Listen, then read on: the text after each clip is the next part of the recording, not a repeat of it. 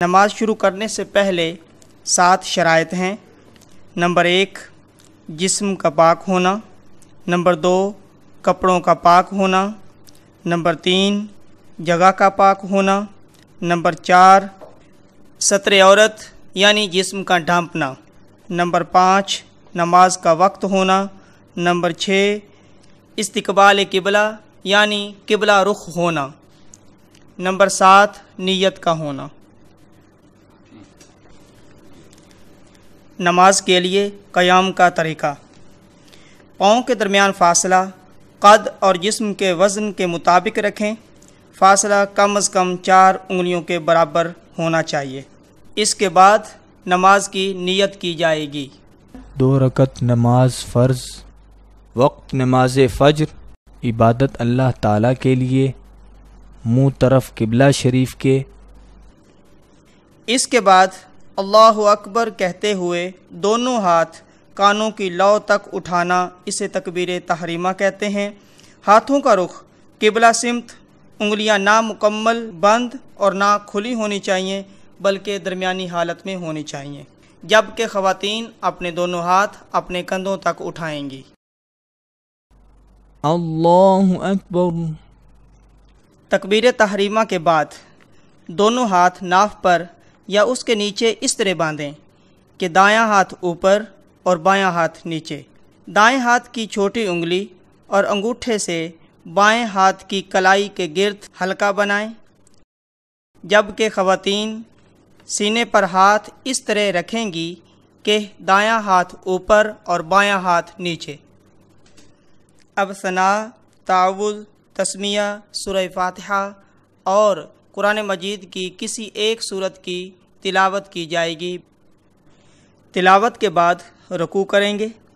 دونوں ہاتھوں سے گھٹنوں کو مضبوطی سے پکڑیں، کمر سیدھی رکھیں، سر، کمر اور گردن کو برابر رکھیں، نگاہ کو دونوں قدموں کے درمیان رکھیں، جبکہ رکوع کرتے ہوئے خواتین اپنے ہاتھوں کو گھٹنوں پر رکھیں گی اور مردوں کی نسبت کم جھکیں گی۔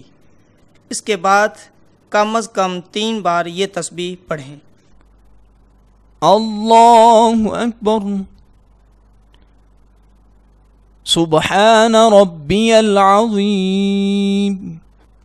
تسبیحات کے بعد یہ کلمات پڑھتے ہوئے سیدھے کھڑے ہو جائیں۔ سمع اللہ لمن حمدہ۔ رکوع کے بعد سیدھے کھڑے ہونے کو قومہ کہتے ہیں۔ قومے میں یہ کلمات پڑھتے ہیں: ربنا لک الحمد۔ قومے کے بعد اللہ اکبر کہتے ہوئے سجدے میں جائیں۔ اللہ اکبر۔ اور سجدے میں جاتے ہوئے ان امور کا خیال رکھیں۔ سجدے میں جاتے ہوئے پہلے گھٹنے، پھر ہاتھ، پھر ناک اور پھر پیشانی زمین پر رکھیں۔ سجدے کے دوران بازو پہلوؤں سے جدا اور پیٹ رانوں سے جدا رکھیں۔